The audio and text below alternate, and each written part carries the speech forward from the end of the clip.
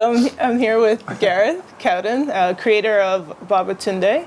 Thank you so much for joining me today. Pleasure. So, what inspired you to create Babatunde? Kind of how did you get to this point? 2009, I just returned from living in London. I'd been living there for just short of a year. And at the time I was working as a freelance fashion stylist. And when I got back to Joburg, I was just sick of the unstable nature of freelancing and income sort of coming in dribs and drabs and very erratically. So yeah, I just thought I needed another way of making a living. Yes, important. And yeah, sort of through my travels, I've been very lucky to go to Gabon and also to Mozambique.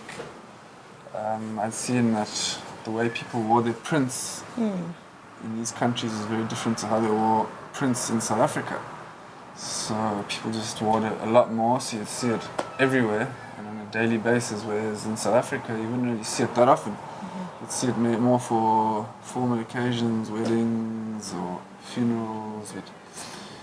You wouldn't really see it that often. And then I just thought I wanted to create something that's African but contemporary, so also for tourists or people that are coming to visit Africa, it's not like they're going to take a wooden giraffe back to the States and put it on the shelf and it gets dusted twice a year.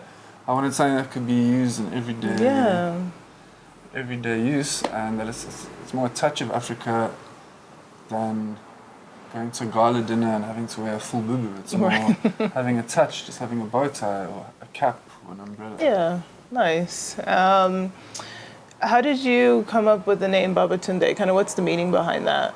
It's quite a long story. When I was living in Dubai in 2006 and 7, which was the first time I had access to non-stop internet, which was quite big in those days. And then I was just quite bored in Dubai itself. I found it quite a strange city, so I used to download a lot of reggae.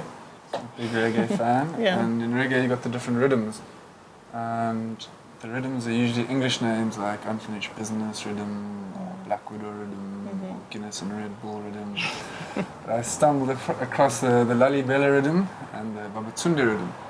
So because the names seemed African to me, I just did a bit of research on either of them and discovered that the Babatunde rhythm the name got popularity through a guy by the name of Babatunde Olatunji. I think it was in the 50s and 60s. He was a percussionist, but also an activist and a leader and an educator. And he had got some sort of world acclaim through his percussion.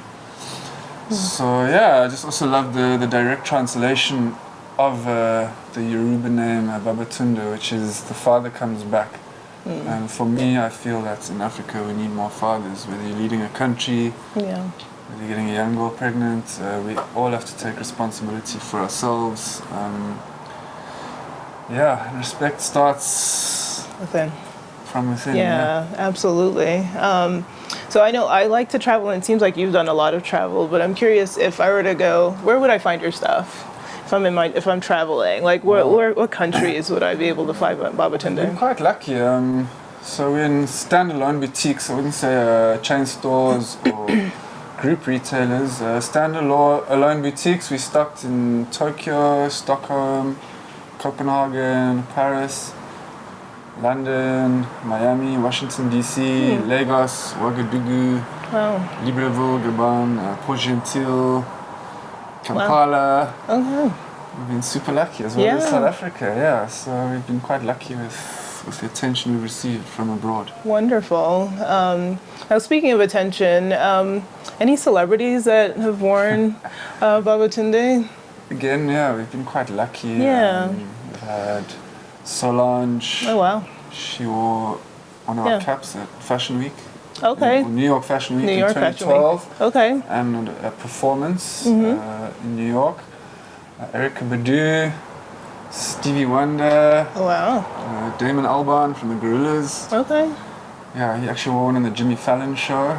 Wow, that's we've been lucky. Who else? Anthony Hamilton, Kenny Lattimore, the guy from The Antwoord, Okay. Ninja, Davido. Some Yeah. really big names. What does that feel like to kind of see these celebrities wearing your items? What's that It's a good feeling like? I think for all the challenges you go through when you run a small business, that's sort of the thing that drives you and Right. keeps you motivated, and also helps you to realize that you're probably on the right track, hopefully on the right track. Yeah, absolutely. Have you seen a little bit more like or a bump in sales once these celebrities have worn because they're kind of like walking advertisements, right? Like it's a big. Well, funny enough, big you'd thing. think that, and I think that's a common perception, but Yeah. it doesn't affect sales as much as you'd Okay. think. But I think again, you can't just post a picture of a celebrity wearing your products. You need to Right. do a campaign around it. And Sure. also, I mean, will you be able to get permission to use these people's images with your True. marketing? Right. It's a tricky one, but although it feels good for us, for these people to wear our products, it doesn't always result Translate. in commercial success. Okay. What would you say are some of your biggest sellers? Love it. The umbrellas I think they're probably the biggest seller at the moment. The trilbies or the fedora shape, that was our biggest seller for 2 or 3 years, but I think that the umbrellas have now eclipsed the trilbies. Wow. And the bow ties actually aren't too far behind these two products. The bow Okay. ties it's nice small products. Yeah. It's an easy gift basically. Right, absolutely. And what would you say are your favorites? Like, what's your favorite product? I love the umbrellas. Yeah. I mean, I love all of the products. But Of I course. think just, for me, the umbrellas are the most unique and they've been copied the least. Okay. And yeah, they stand out and they bring us a lot of attention, whether we're somewhere and we're selling at a market or displaying at an expo. Yeah. The umbrellas just bring us a lot of attention, which I'm very grateful for. Yeah, absolutely. And I mean, they're beautiful. They're beautifully made as well. So where, Gareth, do you see your Babatunde in like the next 5-10 years? Where do you see things going? Gosh, I mean, I've got massive dreams and plans for where Babatunde should be, but whether we get there is another story. I think now it's important to actively try and find funding, investments, so we can scale up, because as the business is running, the business model we're currently running with is not enabling us to scale up and to grow capital-wise or financially, which is making us almost stagnant. It's not giving us capital to develop new products and do projects that I'd like to do, which is a little bit frustrating for me. So to try and get investments, and if I can, I'll just go to ideas of products and projects that I'd love to do. Okay, wonderful. Well, I'm really excited about the future of Babatunde and kind of the direction you guys are going. I think it'll be wonderful.